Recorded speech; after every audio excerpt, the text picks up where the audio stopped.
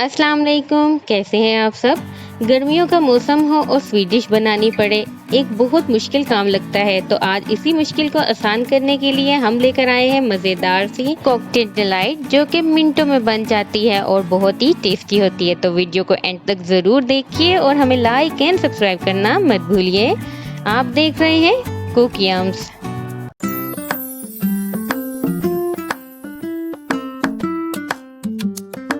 Cocktail delight बनाने के लिए इंग्रेडिएंट्स नोट कर लीजिए। हमने यहाँ लिया दही यानी योगर्ट लिया, ये तकरीबन हमने 1 kg लिया है। हम बाज़ार का पैकेट वाला दही ले रहे हैं बिकॉज हमें जो दही चाहिए, जो योगर्ट चाहिए वो थिक होना चाहिए। अगर आप होममेड भी यूज़ कर रहे हैं तो उसमें कोशिश कीजिए कि वो खट्टा ना हो और सेकेंडली वो थिक हो। और साथ हम ले रहे हैं क्रीम तकरीबन 200 ml और हम लेंगे यहाँ पे कंडेंस मिल्क। कंडेंस मिल्क की आपको बता देंगे किस तरह यूज़ करना है। तकरीबन 100 ml ये यूज़ हो सकता है, बट ये एज़ पर योर टेस्ट है, वो आपको आपके वीडियो में बताते हैं। साथ ही हम ले रहे हैं कॉकटेल 1/2 kg। इसमें हमने कुछ एक्स्ट्रा पाइनएप्पल्स भी ऐड किए हैं, but it's only up to your taste. अगर आपको पाइनएप्पल ज़्यादा पसंद है या कोई भी फ्रूट पसंद है आप ऐड कर सकते हैं। ये 3 पैक मिलता है 1/2 kg का। अगर आप खाली यही यूज़ कर लें तो वो भी काफ़ी है। अब हमने इसका सिरप सेपरेट कर लिया है, सिरप को हम सेपरेट तरीके से यूज़ करेंगे।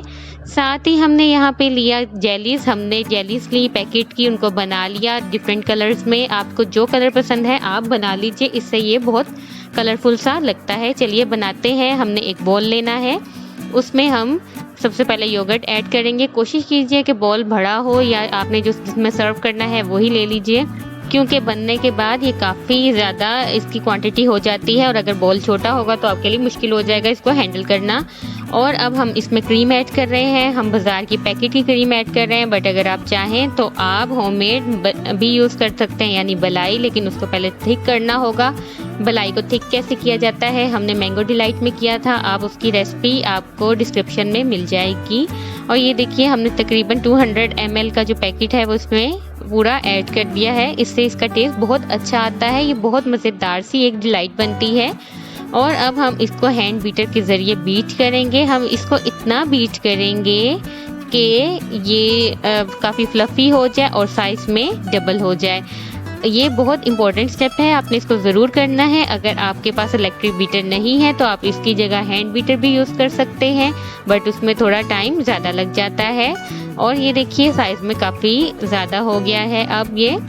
और अगर आपके पास हैंड बीटर भी नहीं है तो आप फोक यूज़ कर सकते हैं, वो भी उससे भी बीट हो जाता है, पर उसमें टाइम उससे भी ज़्यादा लगेगा, यानी हैंड बीटर से भी ज़्यादा लगेगा। अब हम देखिए थोड़ा थोड़ा करके इसमें कंडेंस मिल्क ऐड कर रहे हैं और साथ साथ बीट करते जा रहे हैं। तकरीबन हमने 100 ml इसमें कंडेंस मिल्क ऐड करना है। कंडेंस मिल्क बहुत टेस्टी लगता है और आप किसी भी स्वीट डिश में ऐड कर लें तो उसका टेस्ट दुबाला हो जाता है स्वीट डिश का। ये काफ़ी मीठा होता है और स्वीट डिश को काफ़ी थिक कर देता है। और अब ये देख लीजिए ये काफ़ी अब साइज़ इसका ज़्यादा हो गया है। अब हम इसके अंदर कॉकटेल सिरप ऐड करेंगे। अगर आपने इसका मीठा चेक करना है अपनी डिश का तो आपने कॉकटेल सिरप ऐड करने के बाद चेक करना है, क्योंकि हमारे पास जो कंडेंस मिल्क है वो भी मीठा होता है और कॉकटेल सिरप भी मीठा होता है। इसलिए अगर आप इसका एक्चुअल मीठा टेस्ट करना चाहते हैं तो पहले दोनों चीज़ें ऐड करेंगे और देन आप इसको टेस्ट करेंगे। हम इसमें कॉकटेल सिरप ऐड कर रहे हैं, देन हम इसको मिक्स करेंगे, अच्छी तरह से ब्लेंड करेंगे और फिर हम इसको टेस्ट करके देखेंगे कि कितना इसमें मीठा है। अगर आप ज़्यादा मीठा लाइक करते हैं तो आप ज़्यादा ऐड कर दीजिए इसमें, लेकिन एकदम से आपने ऐड नहीं करना बल्कि थोड़ा थोड़ा करके ऐड करना है ताकि आपको मीठे का हिसाब रह सके और आप सही तरह से मीठा इसमें चेक कर सकें। अब देखिए हमने इसमें ऐड कर लिया, हमने तकरीबन 4 to 5 table spoon cocktail syrup इसमें ऐड किया है और अब हम इसको अगेन ब्लेंड कर रहे हैं, ये देखिए, और इसको मिक्स करेंगे और आपको इसकी कंसिस्टेंसी भी दिखा देंगे कि ये कितना थिक होना चाहिए। अब ये देखिए बिल्कुल रेडी हो चुका है। अब हम बीटर को रिमूव कर दिया हमने और अब हम इसमें कॉकटेल जो है फ्रूट्स वो ऐड कर रहे हैं, ये देखिए इस तरह। अब ये ऐड हो चुका है तो अब हम इसमें जेलीज भी ऐड कर देंगे। हमने यहाँ पे रेड और ग्रीन जेलीज ली हैं, अगर आप चाहें तो इनकी जगह कोई भी और कलर भी ऐड कर सकते हैं, बट इसमें सबसे अच्छा रेड और ग्रीन ही लगता है। अब देखिए अब हम इसको ऐड कर रहे हैं और अच्छी तरह से मिक्स कर लेंगे। अगर आप चाहें तो कुछ जेलीज जो है वो डेकोरेशन के लिए भी रख सकते हैं, इसकी ड्रेसिंग करने के लिए रख सकते हैं। और ये देख लीजिए बिल्कुल रेडी हो गया। इसकी कंसिस्टेंसी देख लीजिए, ये कितना थिक है, कितना टेस्टी है ये। और अब हम इसको रख देंगे फ्रिज में। इसको फ्रीज़र में नहीं रखना, इस चीज़ का लाजमी ख्याल रखिए। इसको फ्रिज में रखेंगे 2 से 3 घंटे के लिए, जब तक कि ये चिल ना हो जाए। ये जितना चिल हो, जितना ठंडा हो, उतना ही मज़ेदार लगता है। और ये देखिए कितना कलरफुल सा है ये, और कितना प्यारा लग रहा है। इसमें जेलीज की वजह से, इसमें मौजूद क्रीम की वजह से, कंडेंस मिल्क की वजह से, योगर्ट की वजह से ये बहुत टेस्टी बनता है। इसको ज़रूर ट्राई कीजिए। गर्मियों में ये बहुत अच्छा लगता है, इसको चिल करके खाइए। इसको आप पाइनएप्पल के साथ, स्प्रिंकल के साथ डेकोरेट कर सकते हैं। वो बहुत अच्छा और कलरफुल सा एक कॉम्बिनेशन बन जाता है, जैसे हमने किया है।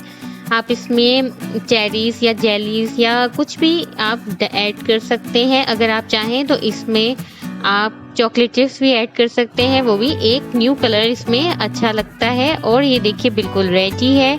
आपको दिखा देते हैं कि हमने आफ्टर 3 आवर्स इसको कितना अच्छा सा डेकोरेट कर दिया है। तो कैसी लगी आपको आज की रेसिपी ज़रूर बताइए, और इसे अपने फ्रेंड्स एंड फैमिली के साथ शेयर करना मत भूलिए।